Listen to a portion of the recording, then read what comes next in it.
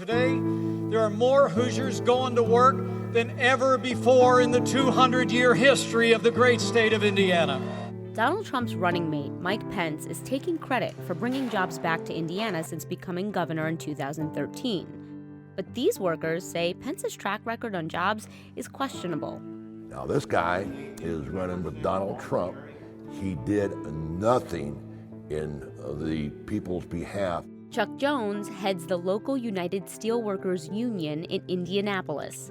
Some of Jones's members, like T.J. Bray, work for the heating and cooling company Carrier, and they're losing their jobs. As Trump regularly tells voters, Carrier announced plans to shutter plants in Indiana and move that production to Mexico, eliminating jobs for 1,400 Hoosiers. Do you feel like the economy was better under Governor Pence's administration, or did you feel like it was pretty much status quo? I know more people losing their jobs, family and friends, and like I said, if the jobs he's talking about creating, they're jobs that high school students. He's acting like these are jobs or career jobs. I don't see that in Indianapolis. The president of the State Economic Development Corporation says the governor did what he could to keep jobs in the state, and the company is ultimately to blame. It also gave almost no notice.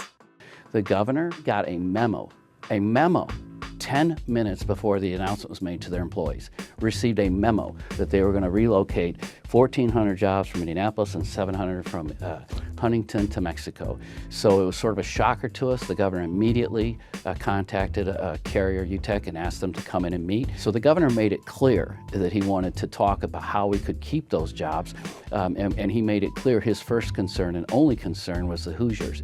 The government recovered tax incentives from Carrier's parent company, but plant workers will still lose their jobs. How much credit should Mike Pence get for, the recovery in manufacturing and the additional jobs that have been added?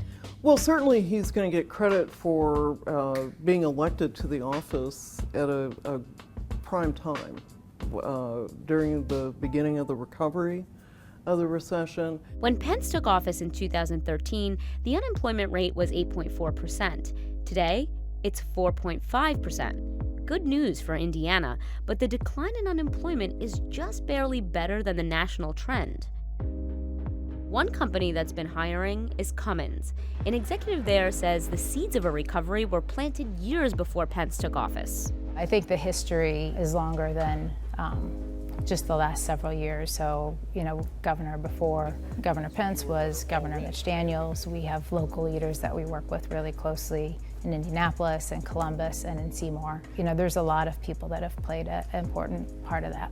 Schellinger agrees. The business environment that has been created over the last 12 years has been a continuation of Governor Daniels' work. I think Governor Daniels began that in 2004, and Governor Pence picked it up in 2013 and just continued to build upon it. In fact, manufacturing jobs started to recover in 2009, and swiftly, years before Pence took office, and they've actually plateaued in the last year and a half, also drifting with the numbers across the U.S. But many workers aren't just concerned about getting a job, they want high-paying ones.